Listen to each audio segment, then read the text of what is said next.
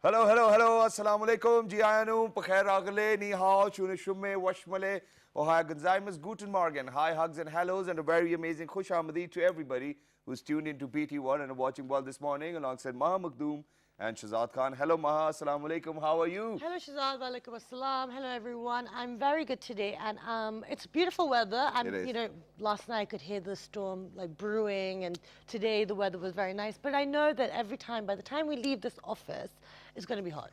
Well, we cannot be certainly sure about it Well, it's supposed to rain because today. of the fact that, I was just going through all the headlines we had. So, they were saying that it's going to rain in Pindi and Islamabad. So for all those people who were thinking of taking a short vacation, probably to Manal or probably to somewhere else, I think this is the finest day to do it and take out some time for your family too. That'll be great. Absolutely, but like we said, be careful when you're driving on the roads because it isn't. I'm going to keep saying it until we start getting Oh yeah, better. I need to get a follow up too as well. So what happened about that guy who Well, you know what I realized is that, he kept trying to run away, Yeah. basically, because he knew that he did something wrong, and also I wasn't going to let it go. So he kept trying to escape, but I had his name, like I mentioned yesterday. But I thought, what's the point? Because all it's going to do is show me how resistant and how egotistical people can be and not accept a mistake. And I'm going to have to clear up the mess. I've already paid for the damage and I've already cleaned.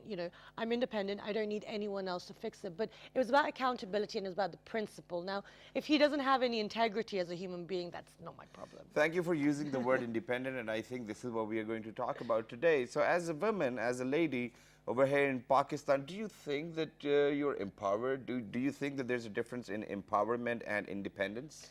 No, I think that, I don't know. I think that's a difficult question. I think that's hand in hand. Yeah. Because if you're empowered, you're independent, but also, I think people think independence is a dirty word as well. Yeah. Being financially secure, being able to provide for your family, not being reliant on anyone else, not having anyone else dictate. Once you take something from someone, especially money, then they have control over you. Yeah. So then you don't really you're always on the back foot. So I think that empowerment and independence go hand in hand. Very nice. And other than that, I there's don't one know. more thing which I wanted to ask, and that is that other day, you and our producer was actually talking about going to a dermatologist over here in Pakistan. Gosh. So what kind of an experience did you have when you went to a Well, dermatologist? Did you guys go to? I went. My All right. producer. You guys always bail. They say yes, yes, yes, but they always bail. But it's the same thing about accountability and responsibility and Yeah. actual care and consideration. The dermatologist is excellent, very qualified, really good at what they do. I'm not naming any names, but everyone's in a rush. And no I think one's he's been on the show. Lots of dermatologists have Yeah. been, he, she, lots of them. So he and she, they didn't listen to what I wanted, did their own thing and all that stuff. But Shazad is always trying to be controversial. So No, never. we're talking about in generalization and, like we said, there's a lot of quackery out there, but there are some very good doctors, but they need to give their patients some time. And if by chance, they were listening to what I said today, I think the next time you need to change your dermatologist too. Why? Because you haven't Sorry said it. about No one that. knows where I've gone. There's like multiple of women out there. Exactly, but so I'm not picking up one name, so You're trying to. I know what you're trying to do. You're being But typically... I just wanted to ask about your experience because over here, It's good. It's good. My skin is because great. as far as I know is, and obviously it is good, and you look great too as well. But as far as I know, and my experiences are, I think that over here people really need to be a bit more ethical with their practices because half of This the person time is ethical. because half of the time what happens is this is the point that they do not listen to what you want to say and before you speak anything they have a solution for you. Yeah. So you're like, you haven't even heard me out, so please, probably Yeah. reconsider it, listening to me. So Well, this is what happens. it's one of those days where I just feel like, I've had a lot of mansplaining done to me. So yesterday I was having a discussion about detergent and conditioner, and I kept, I know the difference. I've been doing it all my life. And then, there's this man telling me that, no, this is the detergent. I'm like, no, it's not. So it's been a very crazy week where, it's been a very about gender thing for me. But anyway, let's move on. Yeah, so moving on, ladies and gentlemen. It is today- linked to the show, Yeah, though. today we have picked up on women empowerment and we have picked up on somebody who's actually the CEO of one of the organizations who's working towards women empowerment. And not just that, it's about helping the underprivileged, and it's about different initiatives and programs that different companies are creating. I don't know if they're creating, and we're going to get out the proper... Creating job opportunities. Yeah, and giving the opportunity and creating foundations and organizations which are reaching out to the rural areas, to the less privileged, and giving them opportunities and vocational opportunities as well within the environment. Exactly. So let's see, whom do we have with us today, ladies and gentlemen? We have been joined by Atika Latif. She is the CEO of TAF Foundation. She has been also nominated as Pond's Miracle Mentor at one point, and she was also part of the Hello Hot 100 as well. Assalamu alaikum, good morning. Hi, how are you? Thank you so much for joining us today. Thank you. Okay, so we have a lot to discuss. So we're having a little bit of banter at the start of the show about all these things happening within our society. But tell us, what is TAF Foundation and how does it link in? The TAF Foundation is actually the Abbasi Family Foundation, and the Abbasi Family Foundation, they are a part of the BICO group of companies as well as Premier Systems, which has Audi cars within it as well. TAF Foundation is the development organization within the group. Okay, wonderful. And what does TAF do? I mean, this is what we want to know. Well, we have 3 separate ethos. We work in education, health, and social consciousness. All right. Yes. Okay. So picking up on social consciousness, what comes under this branch? Really, we want to create environments where we're helping to facilitate a civic sense amongst society. When we talk about social consciousness, we're talking about essentially good behavior and understanding that there's accountability and ramifications for bad behavior. We want to create an environment of social tolerance and understanding amongst different groups of people, amongst different ideals, different situations. Okay, but So- no, but what was the reason for the TAF Foundation to be created and have these different ethos, and what is the point of creating all this awareness? Well, health and education are part of the UN mandate for the year. Social consciousness was really something that we decided that we wanted to include because we understood that without incorporating aspects of society and a civic sense within that society, then we weren't really as well-rounded as we would have liked to have been in terms of the output. So each of our projects begins with not only how we help the underserved, but also how they can be transformed and that society can be transformed in order to better understand one another, better really to just be better neighbors, better people with one another. Okay. I think that's great, but where does women empowerment come in TAF? So, well, women's empowerment is actually one of our projects that we have tucked in under our education ethos. And with that education, our first project, which is our flagship project is actually the TAF Vocational Training Institute, which is a women's only vocational training institute that was begun really based on my own experience and understanding in the world around us that we really do need to get our women empowered and put them into, by empowered, let's back it up a little bit, to enable them to become empowered. So I think I'm going to ask you the same question which I asked Maha. So what is the difference in being independent and being empowered? I think that It's a tough question. Yeah, it's a tough question. I wish I looked up the definitions before the show. I think that you can be empowered without necessarily being independent. Yeah. You know, we live in a society here in Pakistan where it's a collective society. We're not independent of one another. We're not independent of our family members. But that doesn't discount the fact that each person, be it male or female, can be empowered or enabled. Absolutely. Okay, so now let's get a little delve into the Vocational Training Institute, because there is a plan regarding it. There's different tiers as well to it. So tell us a little bit more about that. So the Vocational Training Institute was actually initiated from a market-driven mindset. A lot of development organizations work towards empowering women. We're going to talk about women because this project is about women. Work towards empowering women, and they provide necessary training for women and get them skilled in vocations. We realized that in order for our program to work, that we were not only going to be able, it wasn't necessary only to train these women, but to take it a step further and facilitate their job placement.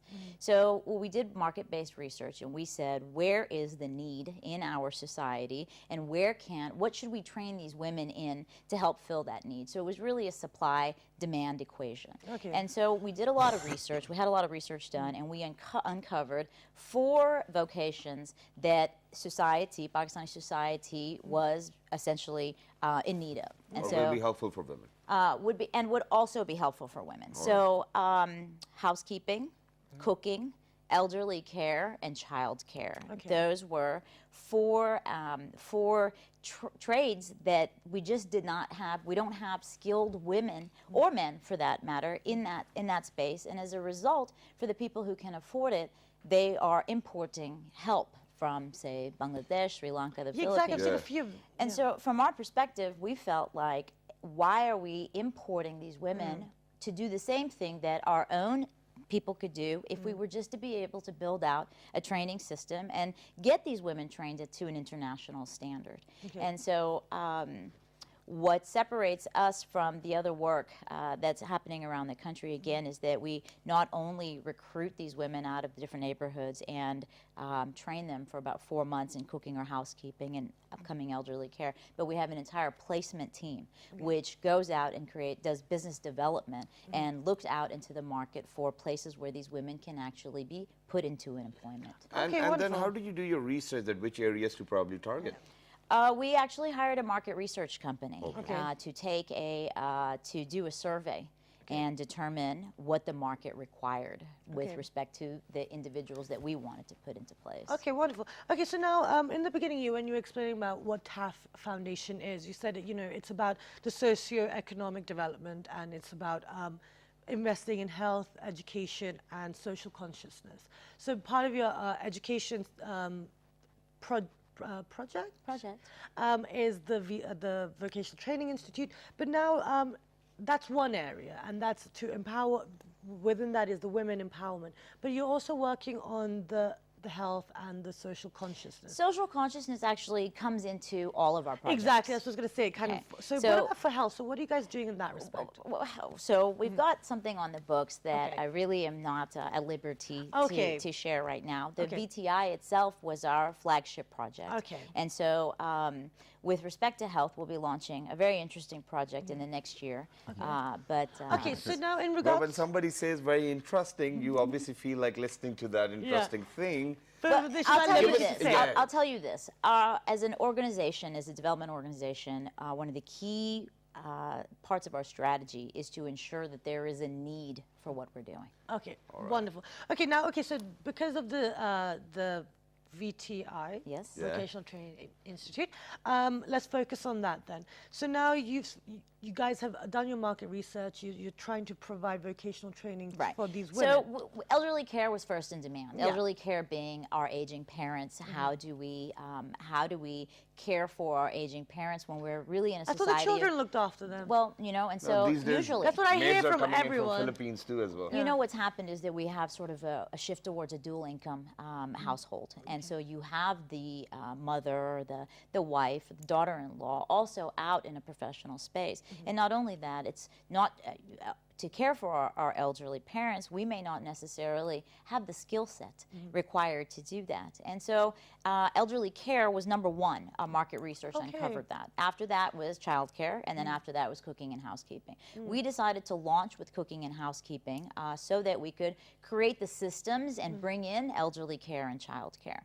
And so some of the challenges related to that were the fact that there are no domestic training facilities in the country. There are no institutes like this, and so where do you find the instructors? Where do you find the curriculum?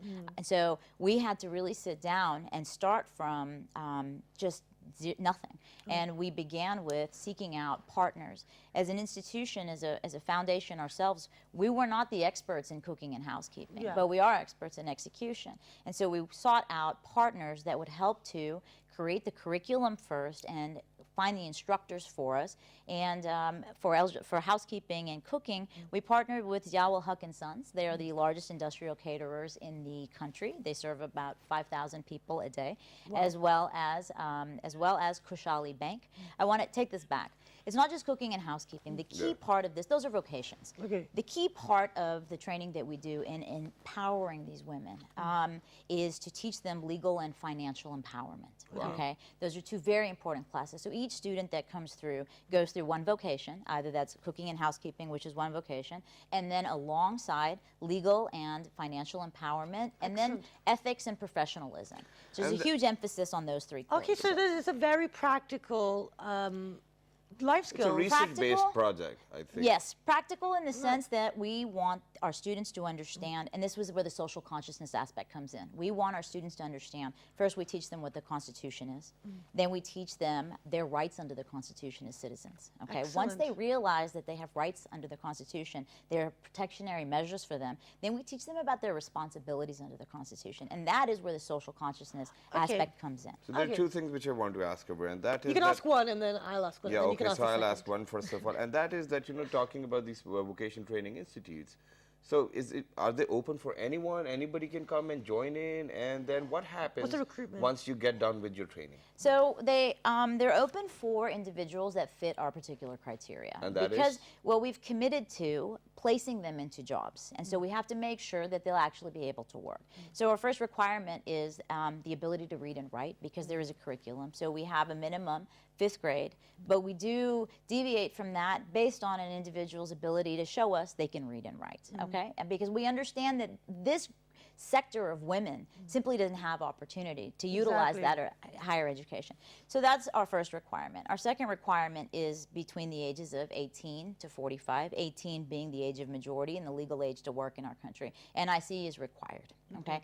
Thirdly is there's the propensity, there's the legal capacity as well, and then there is a medical test. Our students have to clear a medical test, and we check them. We do blood tests for contagious diseases, hepatitis, et cetera, et cetera. They're working with food in the kitchen. They have other colleagues. We want to ensure that our students are medically fit, and that when we place them into employment alongside, that they are medically fit to do so. Okay, right? wonderful. And so those are sort of our pre-screen. After that, they have to be Zakat recipients. We are a Zakat-run organization. We're a charitable fund. So we are our focus is on individuals that need this particular help. Okay, wonderful. We are running short of time, so I want to make sure we get all the important questions in. So now the training's there, everything, you guys have kind of done all the background checks. You made sure that going forward, there are no unnecessary hurdles that these women are faced with.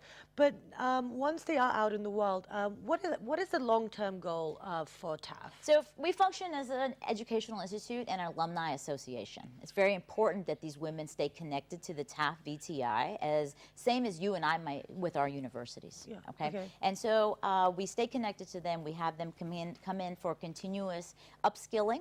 And we ensure that they will be safe. Now, one of the key factors of our placement is all of the individuals who graduate who are placed into work under contract. Contract like you and I, which assures that they have rights. They work 48 hours, they receive a minimum salary. The terms are all listed in that contract. We need to work on our contract. Well, I don't know. Well, leaves are built in. We want to make sure that this set of workers is afforded the same rights that you and I have as professionals. Absolutely. And so if we train them to become professionals, we want to put them into environments that are going to respect that professionalism, right? Because what we have in our country is a shortage of professional domestic staff. That's true, but then also, on the other hand, you have a lack of professional attitudes for the staff. We run into that. We run into that. Yeah, what about that? These kind of hurdles? Well, you'll find a lot of people who very much understand this need. You'll find a lot of people in the professional environment who say, hey, it's absolutely right that that person who comes into my house be afforded the same legal rights and protectionary measures as I am at my employers. Then you'll have a different set of people who don't quite understand that that asking an individual to work for 8,000 to 10,000 rupees a month at 24 hours is called exploitation. Okay, and so it's where a the transformation. minimum salary is 13,000. Well, that's the minimum wage, right? But that's for 48 hours. So that's a mindset that we have to change. But you don't change that mindset insisting that it needs to be a particular way. You change that mindset by talking about the future and how it actually affects you. If we look around us and we see this entire section of women who are unable to educate their children because you cannot live and educate your children on 8,000. The majority of the women that we have in our program, their husbands are not there, or their husbands are not well, or they've taken second wives, and the women are having to manage themselves. On 8,000 to 10,000 rupees, if you can just barely pay your rent and you cannot pay your students' tuition, that affects you and I, because 10 years from now, we have an entire class of individuals who are not educated. And ultimately, that affects my national security. Because if we cannot educate our public by ensuring that there are salaries given to educate those children, I mean, that hurts me. And that But other than that, there's one Yeah, more that's a thing really good point. which I need to say, and I think you might have got hands-on experience as well. What happens over here in Pakistan is, for example, if we talk about people who are going to work in the kitchen, people, all these different jobs which we were talking about. I think half of the time, people do not even want to work hard. They come, they do it for a month or two, and then they go back again. And then, for all of those trainings which you have been offering, what's the point? So how do you retain people? We professionalize them. See, you're right. The point that you make is right. People don't necessarily, and I don't think it's that they don't want to work hard. It's they don't understand a standard of professionalism that you and I have, okay? We've had our women come into the program, and they will tell us that you have taught us how to sit and stand properly. This is what we're dealing with. We're dealing with a section of society that doesn't know what a teaspoon is versus a tablespoon, and so they cannot benefit from cooking shows, right? And so once you teach them standards of behavior, once you teach them that if they conduct themselves a certain way, they will likely be treated a certain way. And they understand that. We also counsel the employers that come in. It's not just individuals, your house, my house. Organizations like Espresso have hired our graduates. KFC has hired our graduates with the mindset that you've put them through 4 months of training and you've brought them to a level from which we can take them, continue to train them, and bring them into our system. That's wonderful. Okay, now, but that's the thing, like Shazad said, because this is, I think that's the attitude of a lot of employers. I think not even within the domestic industry, but in every industry, that the people they employ, they don't want to work hard. They're lazy and whatnot, but they don't actually realize they're not actually treating their employees correctly. And that's the argument that we hear. We hear they're not exploited because they don't work. And our response to that is, understood. But if we professionalize them over the period of 4 months, and we teach these women, the key focus in their financial empowerment and their legal empowerment classes is to teach them banking, how to save money, right? These are basic concepts that our college graduates don't know in this country. They don't know how to open bank accounts, right? Yeah. So we teach these women how to budget. We teach them how to plan. We teach them, again, their rights under the Constitution. Once they realize that they're protected as citizens, their entire life changes. Their life changes, but so do their attitudes, because they feel like they have recourse. And when an individual doesn't feel marginalized any longer, they'll conduct themselves differently. Okay, wonderful. So now, so you guys have started this. This is a great, flagship program to start with. It's, it's something that really needs to be done within. And it's non-profit, right? It's non-profit. Exactly, and that's fantastic. But now, you said this is just the start. You have other projects in the pipeline. How are you going to ensure that this level of commitment and quality is going to be sustained throughout the coming years? Because this is what, we see a lot of companies invest and start these charity organizations, and there's always a surge, but then it always drops, and you don't really see the experience continuity. Right. Well, we have created processes through the organization, and we have standardized all of those processes within the VTI. Everything is written. Every step is written down. Every step has to be followed. B cannot happen without A. And the team that's been there has also, they're flag carriers of those systems to ensure. And so we'll be expanding into Islamabad, and we'll be expanding into Lahore. Wonderful. But we will do that once we are able to achieve complete sustainability out of Karachi.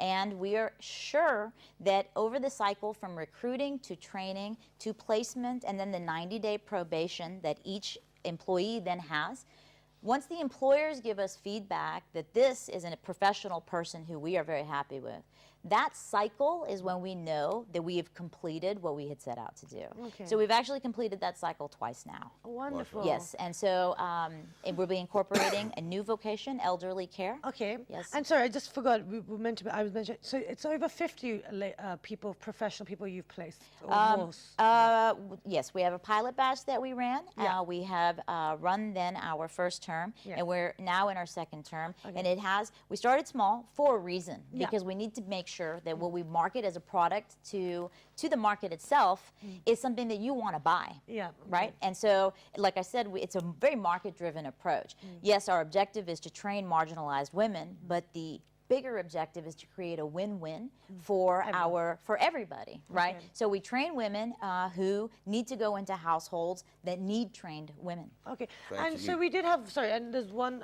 There was an example we mentioned before during the brief. Sultana. Well, Sultana is Sultana came into our program terrified. She'd never left her house before. Well, she had, but she was earning about 2,000 to 4,000 rupees a month.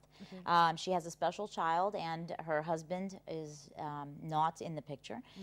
We put her through that program. She was determined to change her life. She was absolutely determined, and she just repeatedly said, I am going to change my life. We bus in our students. We give them a stipend monthly, and we provide them lunch and chai. Okay. And so through their training, we actually were able to place her immediately thereafter, and she was placed at 30,000 rupees a month. Great. Her employers are very pleased with her professionalism, and for a woman who is earning between 2,000 and 4,000 rupees a month, she has purchased her own home. That's amazing. And this is in a time frame. She graduated in March.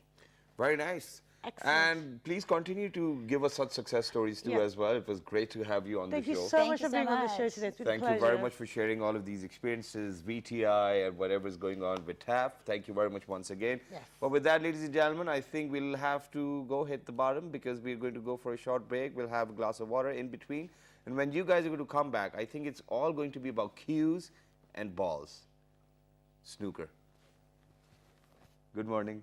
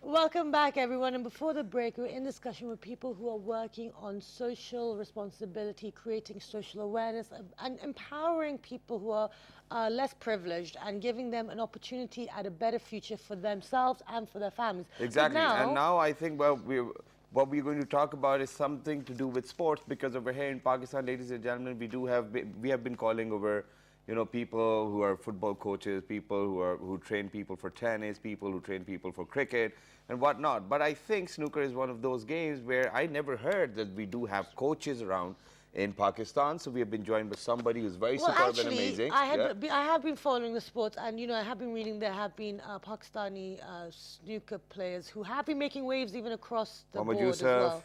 Exactly. Mohammad Asif. There's a few of them. So we'll find out everyone who's been actually doing something within this sporting arena. And then, you know, I was very surprised because, you know, this was the very first time that I heard that, you know, people even get training for snooker.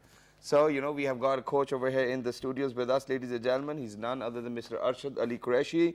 He is dual certified professional snooker coach, WCBA Australian level 4 examiner, the snooker gym UK level 3 master coach, head coach the snooker gym Pakistan, and head coach IBSA Islamabad Billiards and Snooker Association. Hello, assalamu alaikum. How are you? Assalamu alaikum. Fine. Thank you very much. Thank you Thank very you much for for coming joining over. us. So you picked up a very different field or a career for your Not life. cricket, not squash, not hockey. So Actually, snooker. snooker is kind of my first love. Okay. You can say that, yeah. I started snooker in 80s, late 80s, like 88, When you started 89 going to maybe. school? I was in, I think, 9th grade or So something. you used to skip so- school and go to snooker Uh, club? Sometimes, just like any other boys, you know. Yeah. Yeah. We do stunts in those ages, but not really actually. But the snooker was very, Sorry. very hard to. It was very hard for people to accept snooker as a sport at Exactly. that time. So, and in the 80s, how did you even come across snooker? Actually, there was one of our friends who used to go in Rawalpindi mess, so you know, army mess. So he used to had a good. They used to have had a decent table, not very good, but decent table. So he introduced that to us, and then that's all. I used to play football, but then once I saw the snooker, that was my. And back in the days, game. I think people used to call snooker phata. Let's go play phata. You know, this was the term. And even if now in Yeah, villages you yeah. go, you know, so what they do is that they, you know, put in a tent and they put a small table underneath it, and then their kids just playing Okay, it. so I mean, so it has been around. People do know about Yes. snooker. Okay, so now once you discovered it, once you started doing it, so tell us about the career that you decided to go into, and then subsequently what happened. And how does your coaching work? Yeah, let me start from the beginning because in 90s once the studies completed, so I had to go to a normal job and all that. So I had to leave the snooker because of lack of opportunities and all that. And then I went to UK for a few years, and then came back in 2010. And I was slightly away from the snooker at that time because of family things and all that. When you once you get married and kids and all that. So once I came back, and my boys, I've got two lovely boys, and I used to watch it on internet. So they asked me, Papa, we like to play this game. It's very exciting and all that. I said, all right, I'll take you there. I took them to a club. I asked them to, I showed them how to hold the cue, how to make a bridge and all that. And I was very surprised that people started gathering, around, and they asked me, sir, how are we going to do that? And then I realized that there's a huge gap. We've got so many snooker arenas, so many complex sports, everything, but there's a huge gap of knowledge. People does not know how to do it. So I started, because I had a decent experience. I used to play a lot, and I started coaching them. And then people says, okay, once you are doing it, why don't you do it right? Get a certification for it, because we don't have any certified coaches at that time. Even still, we've got only one or two maybe, but one is in level 1, and another one is probably level 3, but he doesn't coach practically. So that took me, that made me to challenge myself, and I said, okay, let's do it. And with the grace of Almighty, it went very well.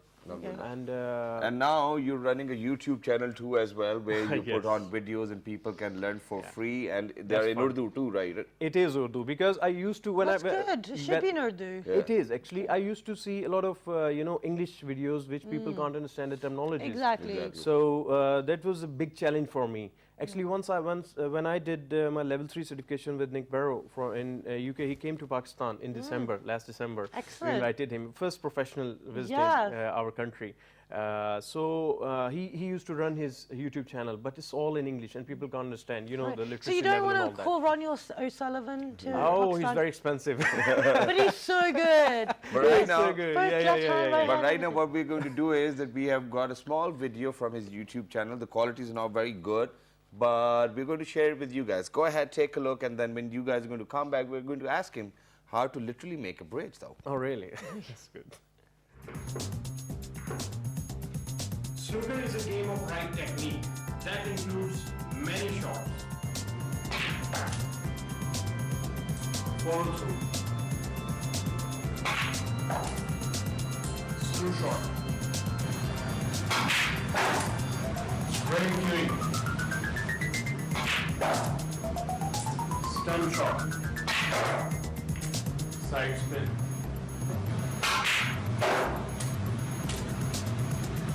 Power shots.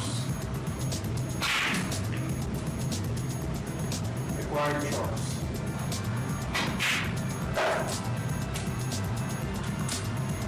Perfect queuing.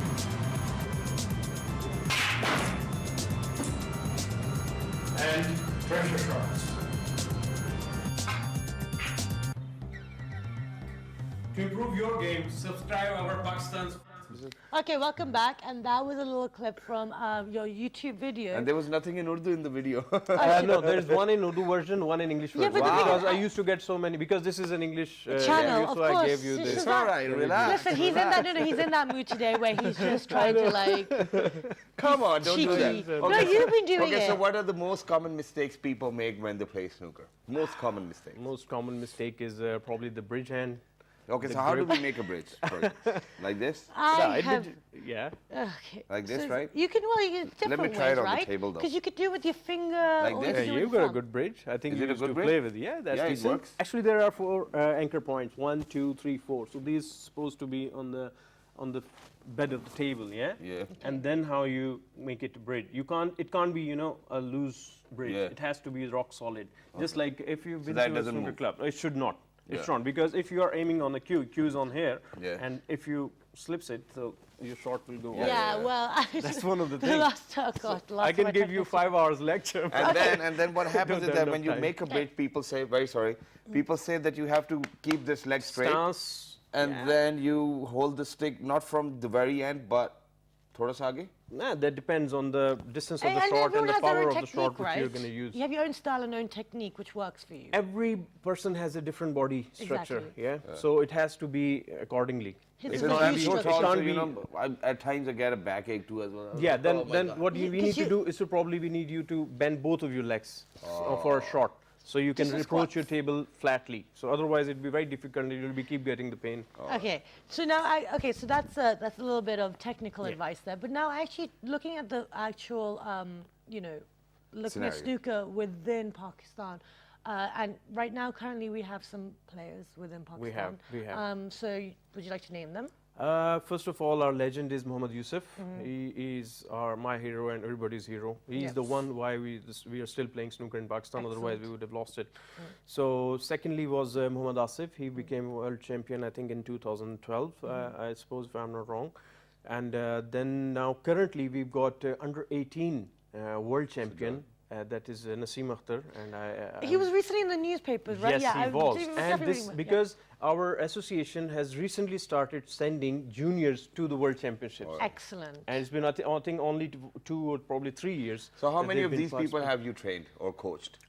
They're mostly from different areas. Yeah. So it all depends whoever is coming to me and all that. They're working with PBSA, Pakistan Billiards and Snooker Association. So they usually bring a few of the coaches from abroad.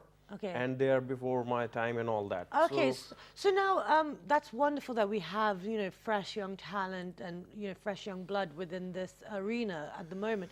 But for you, what would you like to see happen, and what would you like to see for the future of snooker within Pakistan? Because it's not really a career over here in Pakistan, unfortunately. what And is we a have career seen- in Pakistan, And we have Not seen doctor? even our snooker players and the champions themselves, they've been literally on television saying that, we need to be paid more and more. You have the wrestlers, the bodybuilders saying that. You have the cyclists, you have the golfers. It's only the you cricketers have- who are not saying it. because they've got money, isn't it? Yeah. They've got private sector. Yeah. So as soon as we can get private sectors in it, But we okay, now can tell pull me them one in. thing. You've been in this industry for a while.